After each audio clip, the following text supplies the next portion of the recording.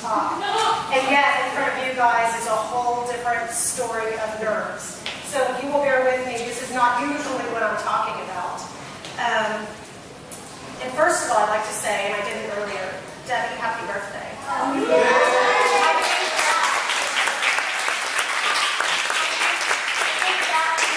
Started the simplicity journey. Julie Pozos was with us way back, and she brought Joanne and Debbie to a Bible study, and then they were in, and then Charlie came along a little later, and I call them Charlie's Angels, the three ladies, because they're angels, and on their birthday, it's worth mentioning. I hope you have a fabulous day, rest and relaxation or excitement, whatever it is you want. I hope you have it. I started thinking about when Israel wanted me to say, what is my story? Because Jamie and I were handed over by our founding pastor, Michael. When he had to leave, I say left us, I should change that to gave us the opportunity to keep this church going. And with our core members, we all agreed that we would. And I see this today, and it's wonderful. But some of you have not been around from that beginning point. So you're like, who are these people that come up and talk all the time and set things up? And that would be me and my husband, Jamie, the one leading worship. So it was worth maybe starting. Plus, maybe if we do it, you'll see that you can get up here and kind of make mistakes and not be perfect and still come and tell your story. I started thinking about through my journey, and I've lived some journey. It's harder than some, not as hard as others. But in my journey, I started realizing through my life, I struggled with the idea of being me. Who am I? By myself, alone. I've always struggled with the concept. And the reason I think it started as a struggle is because I was a twin. I couldn't even be in the womb by myself. I've never been alone. I started as a cell that split and became two. We're so closely linked, we're called mirror twins. And that means that you split on day, I think it's maybe 10 or 11, and at 13 you're conjoined. So we're one of those really identical twins. Ironically, though, mirror twins are opposite in a lot of ways. I'm a lefty, she's right-handed. There's a little bump in the back of our head on opposite sides. We have the same medical history. We had a receding gum line at one point. It was the opposite tooth on the bottom. Literally, it's a little bit crazy. We both decided through childhood to get epilepsy together. We would have seizures if we were together, and that's not a joke. I would have a seizure, and she would, or she wouldn't. I would. The doctors were thinking, what is this? I guess we'll call it a sympathetic seizure. That's how linked we are. The twins, you will understand this. So I was never, ever alone. You'll see the first picture. There we are. I know, that was cute. And I don't know which one I am, by the way. I'm guessing I am the one on the right. That's a guess, but I think that's correct. And we'll go to the next. You can kind of see our journey through. Now, this is the whole family, but Sarah in the front there. You'll hear about my dad in a little bit because he played a lot into the idea of being me. But there we are at the bottom. I'm the one on the left. The cuter twin, right? I'm just kidding. The next one, there we are with my dad fishing. So we definitely look alike. The glasses may vary a little bit. Okay, I've got one. I just thought some through all the way to adulthood. This is winter formal in high school. There, very 90s. And finally, is there our senior year pick? This is sweeping Jamie already. I'm on the left, by the way. You can see some differences. So we were tight. I made a list of some things we shared besides the womb. We went to obviously elementary school, middle school, high school together. Luckily, my mom knew enough to say, do not put them in the same classes. They do not need any help being one. We shared clothes. We shared a car. Of course, we had to have the same jobs. Now, we worked at Kinko's as copy consultants, and Sarah was my manager. So if there was ever a problem, I'm glad we got my twin to come out and handle it for me. Same medical history, we talked about that, and we even went into the same major in college, we shared the same classes, and eventually we taught at the same school. So, Sarah at one point got engaged. She got engaged first, and I was like, what is happening? What do I do? She was gone all of a sudden, and then it was me, and I thought, I don't stand alone. I don't know how to stand alone. I don't know what that means. And it was hard. We joked. I had to divorce my twin so that she could go be married properly. And it was tough. We joke about it, but it really was. I talk about the being me, and there were 3 things that happened. And I realized the first one was sometimes people should leave.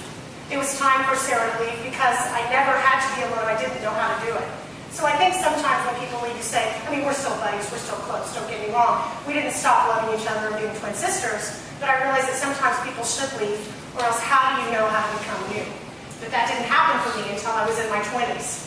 So where some kids have to go to school and enter on their own and be by themselves and have friends and figure it out, I never had to do that. It was automatic. So in my 20s, all of a sudden I find myself going, what do I do with that? Right around that time, my dad was diagnosed, 18, when freshman in college, my dad was diagnosed with cancer, stomach cancer, and it was significant stomach cancer. It was, you have 6 months to live, all of a sudden one day when he passed out of work and went to the hospital. And I thought to myself, wow, life can change like that.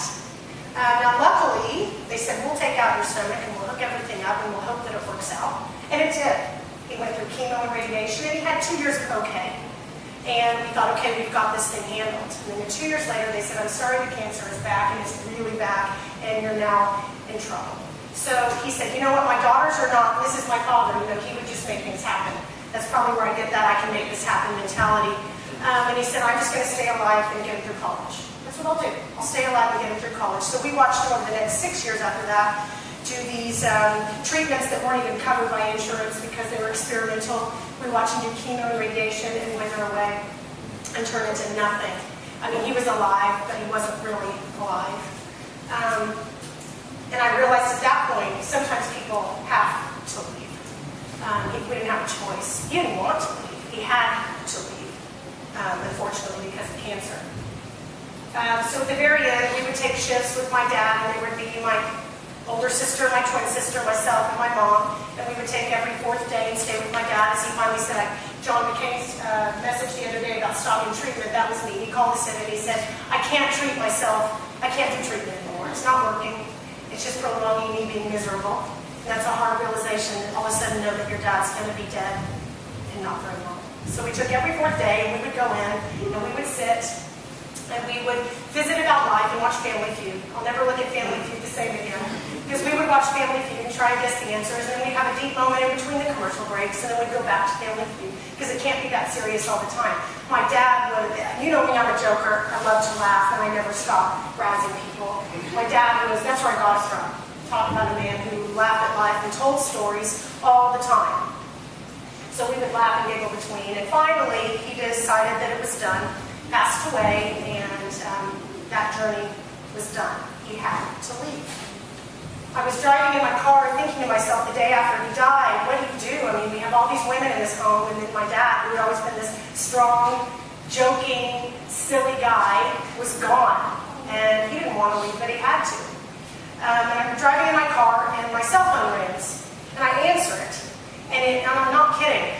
It was my dad's voicemail talking. I don't know why. I have no clue to this day. When I picked up, hey, this is Dan Evans. I can't come to the phone right now, but if you'll leave a message, I'll get back to you as soon as I can. So I went, okay. Hey, Dad, you know what? I'm pretty bummed. I mean, literally, I had a conversation with my father's voicemail. I don't know if it left a voicemail. I don't know why it did it, but it did. It dawned on me that, okay, he had to leave. But maybe I can figure this out. I can talk to him. He called me. Maybe that's permission. So it was this profound realization that things have to happen sometimes, but you can still make the best of it. But I was still by myself trying to be me. That's hard. Then all of a sudden, I get married. So it's kind of these filling the holes. You know, my twin left, my dad was sick, so I'm like, well, I got to get married, I got to have someone, you got to have that boyfriend. I always had to have that person filling those holes so that I wouldn't be alone. So I married, and throughout that whole time, there's just this fear of being alone, and who am I, and how do I stand alone? I mean, I keep saying that, but it goes through your head over and over again, just that fear. What if I end up by myself? And then one day, that happened too. So my sister should have gone, she should have left. We were way too close for too long. My father had to leave. There was no control in him leaving, but I knew he loved me. And then all of a sudden, one day, my husband said, I want to leave. That one will get you. When you struggle with your identity and being on your own, and someone all of a sudden says, I am choosing and wanting to leave. There you go. And they're gone. Quick and fast. And that one is the hardest. People say, my gosh, your father died of cancer. Was that the hardest thing in your life? And I said, no, because he loved me. He loved me, and I know that. When a husband looks at you and says, I do not value you enough to stay, and leaves, that selfless, especially when you don't know who you are by yourself. Give me 1 second to catch up. So he leaves, and I don't call it depression. I called that a walking zombie. Take depression, and for me at least, and magnify it. And I would drive in my car, not knowing where I was going, and end up somewhere and think, how did I get here, and why am I even driving, kind of a thing. Sleeping and eating were not an option. It was bad. I was sad. And it dawned on me, we had done a study right before he had left in Bible study. It was Rob Bell's book about suffering. I talk about it often because it was a profound thing. I don't find it ironic that we did this Bible study right before he left. It was all about embracing suffering, and it just seems like, gosh, I don't want to cheer about being sad. It almost sounded cliche, and it sounded like it was offending people that go through hard times. And all of a sudden I realized it forced me to have to know who I was. Sometimes we can't choose to fix ourselves. Sometimes we have to be forced, or we won't do it. So I am saying, don't feel sorry for me in that. I mean, I want you to realize that by being forced to make a change, I am so much better than I was before. I was forced to fix myself. We joke. Our little daughter Alwyn started preschool this past week, and she won't eat her lunch because it looks different. You know, they serve her all of this fantastic food. I mean, it's pasta. They make these fancy meals, pasta and enchiladas and beef stroganoff. And it's not good. It's not cafeteria food. It's legit food. It's like serious good. And she would look at it, she'd shove it away, and go, that is disgusting. So the teacher came and said, we're worried about Alwyn, she's not eating. So I said, all right, Alwyn, you either eat it, or they're going to save the plate, and it comes home and we eat it for dinner. And we went to, and we've done that for about 4 months in a row. And she's like, why? Why? I just want macaroni and cheese. We use a saying in the elementary school, we've used it for years, and I think I've even said it with you guys, risk to try.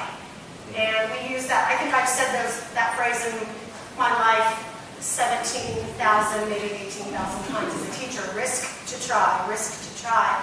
And I all of a sudden thought, I know what it's like for people to leave. My sister left, my father left, and now my husband left. So I know what that is. So what am I going to do about it? I can't sit here like a walking zombie. I can't not eat. I can't not sleep. So what will I do about that? Risk to try. I'm going to give it a try. I called a friend of mine who was a therapist, and I said, what do I do with myself? He said, you're not afraid of him leaving. You're afraid of who you are without him. So I thought, okay, I am going to risk to try. So what did I do? Now, these are not like steps for everybody. These are the silly, and I don't mean that in a disrespectful way, the silly little things that I did. I'm a teacher. I thought, I need to make a list. What would I tell a student to do? So what would I do? So I started with the first thing I knew when I was in elementary school, and I would do the mile lap, you have to do for physical fitness, where you have to go around the track 4 times. You would have thought that they were asking me to run a marathon with roller skates. I hated doing that. I hated it. So I would walk around, and I don't know if I made this up or if it was something I heard in class, but I started saying, every time you take a step, you're 1 step closer. Every time you take a step, you're 1 step closer. I even counted. I could take about 7 steps by the time I said that, so technically I was 7 steps closer. So I went back to that. I thought every time I take a step in this terrible, disgusting journey, I'm going to be a little better off.